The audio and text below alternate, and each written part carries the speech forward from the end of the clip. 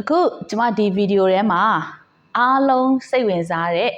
စရာကောင်းတဲ့ခေါင်းစဉ်လေးတစ်ခုမျှပေးသွားမှာဖြစ်ပါတယ်ဆိုတော့ဒီခေါင်းစဉ်လေးရဲ့နာမည်ကတော့ Kaizen ဖြစ်ပါတယ်ဆိုတော့ Kaizen ဆိုတာကဘာလဲဒီ Kaizen ဆိုတာဘာလဲဆိုတာကိုကျွန်တော်တို့10စက္ကန့်အတွင်းမှာအားလုံးသိသွားမှာဖြစ်ပါတယ်ဆိုတော့ကျွန်မနာမည်ကဖြိုးဇာဇာမောင်ပါကျွန်မကတော့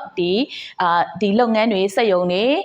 ဒီ service တွေ retail wholesale တွေ distribution company တွေကိုကျွန်မက system setup လုပ်ပေးနေတဲ့ Kaizen culture ကို setup လုပ်ပေးနေတဲ့ trainer cum consultant တယောက်လည်းဖြစ်ပါတယ်ဆိုတော့အခုကျွန်တော်တို့ Kaizen ဆိုတာဘာလဲကိုဒီဗီဒီယိုလေးမှာမျှဝေပေးသွားမယ်ဆိုတော့ Kaizen ဆိုတာကဂျပန်စကားလုံးဖြစ်တယ်အဲ့တော့ဂျပန်စကားလုံးနှလုံးကိုပေါင်းထားတာပေါ့နော် Kai နဲ့ Zen ပေါ့အဲ့တော့ Kai ဆိုတာဘာလို့တာလဲ Kai ဆိုတာက change ပါပြောင်းလဲတာပါအဲ့တော့ Zen ရဲ့အဓိပ္ပာယ်ကတော့ good ဆိုတဲ့အဓိပ္ပာယ်ပိုကောင်းတာပေါ့နော်အဲ့တော့ good change လို့အဓိပ္ပာယ်ရတယ်အဲ့တော့ပြောင်းတဲ့ change good လို့အဓိပ္ပာယ်ရအဲ့တော့ပိုကောင်းတဲ့အရာကိုပြောင်းလဲသွားတာပေါ့နော်ဆိုတော့ကျွန်တော်တို့ English လို့တော့ continuous improvement လို့ပြောတယ်စဉ်ဆက်မပြတ်တိုးတက်ပြောင်းလဲခြင်းလို့ပြောတယ်မြန်မာလိုတော့စဉ်ဆက်မပြတ်တိုးတက်ပြောင်းလဲခြင်းလို့ပြောတယ်ဒါဆိုလို့ရှိရင် Kaizen ဒီဘယ်လိုစဉ်ဆက်မပြတ်တိုးတက်ပြောင်းလဲရမှာလဲဆိုတော့ everybody လူတိုင်းပြောင်းလဲရမယ် every day နေ့တိုင်းပြောင်းလဲရမယ် everywhere နေရာတိုင်းမှာ Kaizen ဖြစ်ရမယ်အဲ့တော့ Kaizen ဒီပြောင်းလဲမှုလို့ပြောတဲ့အခါမှာတိုးတက်ပြောင်းလဲမှုလို့ပြောတဲ့အခါမှာတိုးတက်ပြောင်းလဲမှုတိုင်းကိုမရည်ရွယ်ပါဘူး Kaizen ဒီကျမတို့တွေတေးလေးပြောင်းလဲရင်ရပါပြီအဲ့ဒီ small changes တွေ small improvement တွေဒါပေမဲ့သူကဘာဖြစ်လဲစဉ်ဆက်မပြတ်တိုးတက်ပြောင်းလဲရမှာဖြစ်ပါတယ်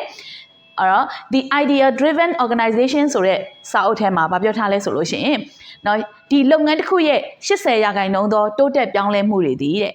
နော်လက်ရှိလုပ်ငန်းမှာနော်ဒီ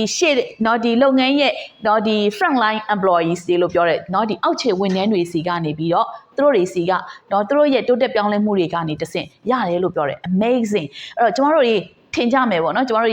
ဒီလုပ်ငန်းကိုအဓိကတိုးတက်ပြောင်းလဲစေတဲ့အရာတွေက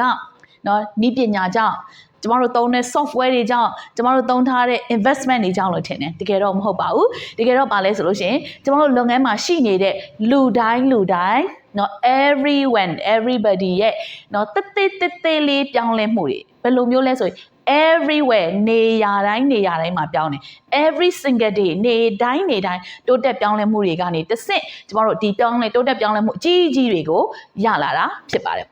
ဆိုတော့တကယ်တော့ပြောရမယ်ဆိုလို့ရှိရင် Kaizen ကတကယ်တော့ way of life ပါပဲကျမတို့ရဲ့ဘဝနေနည်းတစ်ခုလို့တောင်မှပြောလို့ရတယ်အဲ့တော့ Kaizen ဒီเนาะကျမတို့ရဲ့เนาะပြောရမယ်ဆိုရင်ကျမတို့ယုံနဲ့လိတ်ပုံမြင်လို့ပေါ့เนาะအဲ့တော့ကျမတို့တွေယုံလိုမျိုးကျမတို့အပြေးညံစရာမလိုပါဘူး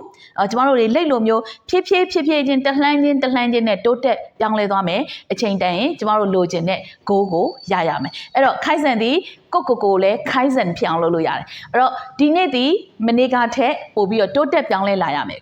မနေ့ပြန်ဒီနေ့ထက်တိုးတက်ပြောင်းလဲရမယ်တကယ် very small change ပဲဖြစ်နေပါစေတေးလေးပြောင်းလဲရင်ရပြီတေးလေးတိုးတက်သွားရင်ရပြီအဲ့တော့အဓိကတိုးတက်ပြောင်းလဲသွားဖို့ပဲလိုတယ်အဲ့ဒီအတွက်ကျမတို့ဘာရှိရမလဲဆိုတော့စဉ်ဆက်မပြတ်ဆိုတဲ့ consistency ရောရှိဖို့လိုအပ်တယ်အဲ့တော့ကျမတို့လုပ်ငန်းတွေမှာလည်းကျမတို့ရဲ့ဝန်ထမ်းတွေကိုဒီ Kaizen ဆိုတာကဘာလဲ Kaizen culture ဒီတကယ်တော့လုပ်ငန်းတွေအတွက်တိတ်ကိုတန်ဖိုးရှိတယ်လုပ်ငန်းတွေရဲ့တိုးတက်ပြောင်းလဲမှုအတွက်ကိုတော့တကယ်ကိုအရေးပါတဲ့အခန်းကဏ္ဍမှာရှိရဖြစ်တဲ့အတွက်ကျမတို့လုပ်ငန်းရှင်တွေအနေနဲ့လုပ်ငန်းတွေမှာ Kaizen culture ကို set up လုပ်ပေးစေချင်ပါတယ် Kaizen culture ကိုကျင့်သုံးစေချင်ပါတယ်အားလုံးကျေးဇူးအများကြီးတင်တယ်အဲ့တော့ကျွန်မအခုနောက်ဗီဒီယိုတွေမှာလည်းအခုကျွန်တော်တို့ဒီ Kaizen နဲ့ link methodologies နဲ့ပတ်သက်တဲ့ဗဟုသုတတွေကိုဆက်လက်ပြီးတော့မျှဝေပေးသွားမှာဖြစ်တဲ့အတွက်ကျွန်မရဲ့ YouTube channel ကနေပြီးတော့စောင့်မျှော်ကြည့်ရှုပေးပါအောင်ရှင်အားလုံးကျေးဇူးတင်ပါတယ်